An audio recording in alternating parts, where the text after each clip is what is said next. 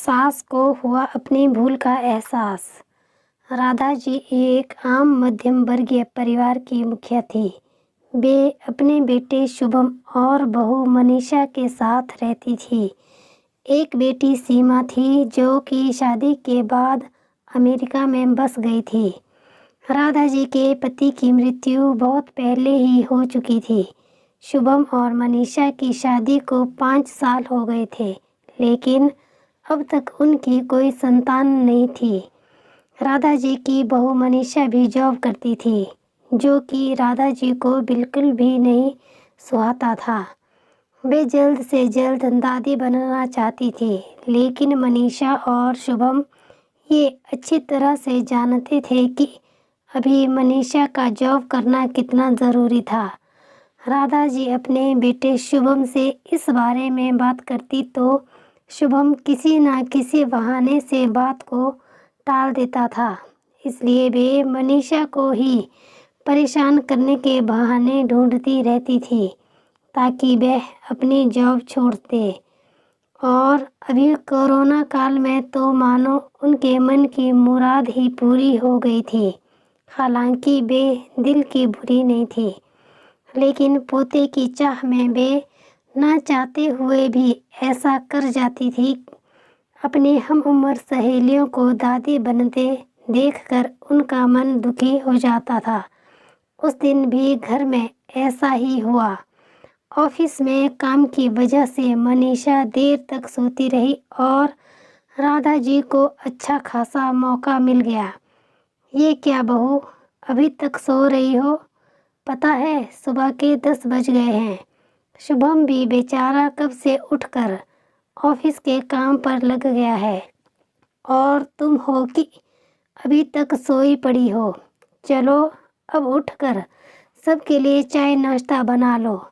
मुझसे कुछ हो ही नहीं पाता है, वरना मैं तो तुम्हारे भरोसे कभी ना रहती, खुद ही सब कर लेती।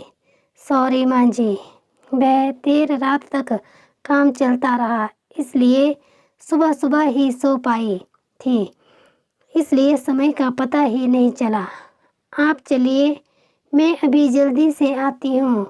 हाँ हाँ ठीक है। मेरा कुछ नहीं, पर शुभम को देख लो, उसे कुछ चाहिए तो नहीं? कब से उठा है बेचारा। हे भगवान, मुझे जल्दी से ठीक कर दे ताकि मैं ही अपने बेटे का ध्यान रख सकूं। राधा जी ने नाटकीय अंदाज में कहा। राधा जी ने अपनी बहू मनीषा को उठाते हुए कहा।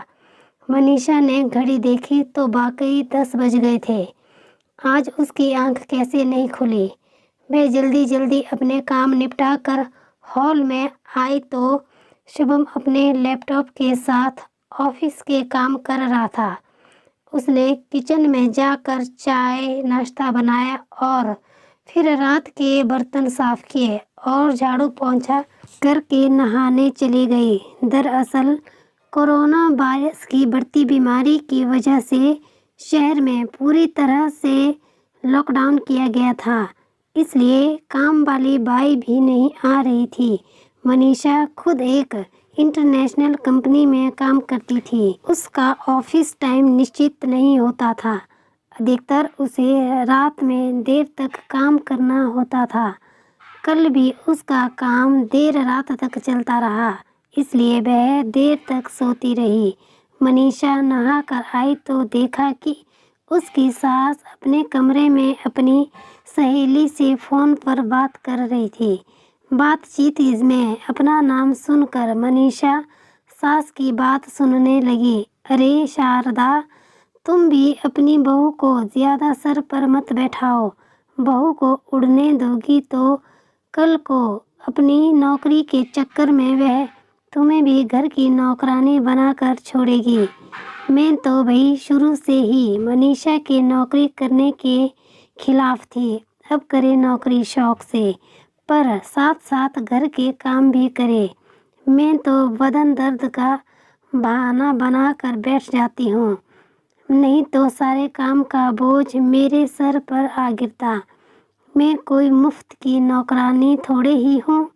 मैं तो कहती हूँ तुम भी यही किया करो। सास की बात सुनकर मनीषा की आंखों में आंसू आ गए।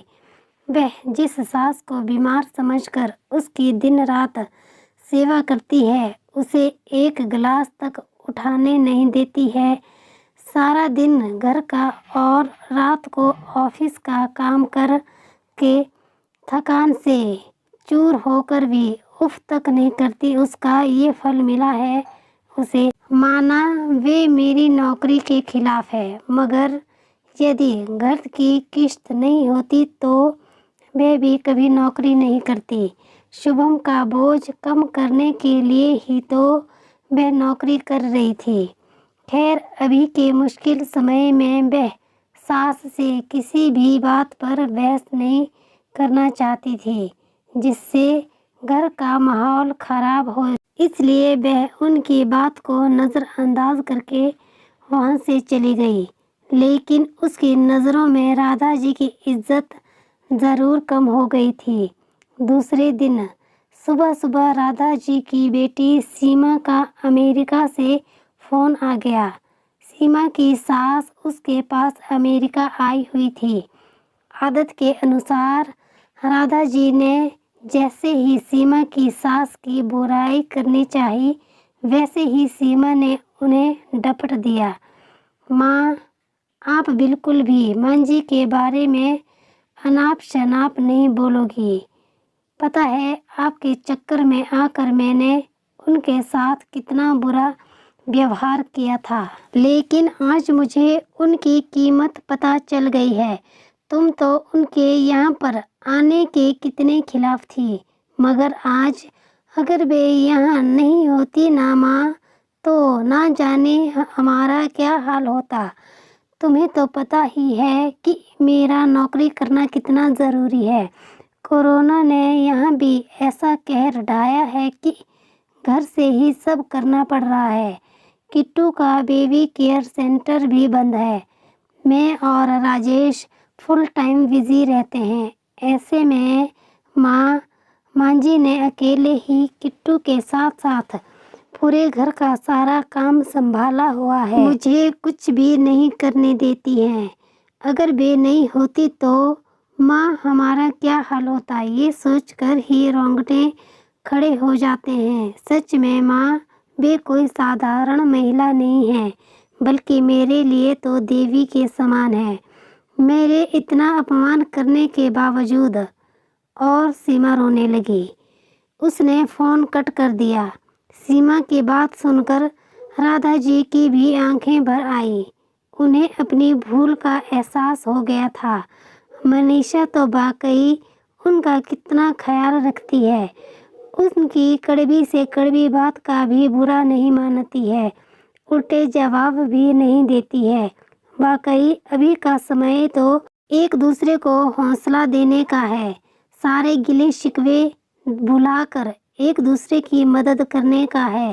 तो फिर वे स्वार्थ में कैसे अंधी हो गई थी, इतना कैसे गिर गई थी कि ऐसे मुश्किल समय में अपने ही परिवार की सहायता नहीं कर सकती। उन्होंने उसी समय मनीषा को बुलाकर उसके सिर पर प्यार से हाथ फेरते हुए कहा, मनीषा, आज से घर के कामों की आधी जिम्मेदारी मेरी रहेगी। मैंने आज तक तुम्हें जो भी कहा और किया उसके लिए सॉरी। चलो अब तुम जाकर आराम करो, खाना मैं बना लूँगी। इधर सास का बदला हुआ रूप देखकर मनीषा की आंखों में खुशी के आंसू आ गए और अपनी सास के प्रति उसके मन में फिर से पहले वाला सम्मान वापस आ गया था। शायद हमारे जीवन में मुश्किल समय आता ही इसलिए है कि हमें एक दूसरे की अहमियत का पता चले, अपनी गलतियों का एहसास होने और आगे बढ़कर माफ़ी मांगने से वाकई इंसान छोटा नहीं बल्कि बहुत बड़ा हो जाता है। राधा जी की तरह। कहानी सुनने के लिए धन्यवाद। आशा करती हूँ आपको कहानी अच्छी लगी होगी। चैनल पर नए हैं तो चैनल को लाइक, कमेंट और सब्सक्राइब करें।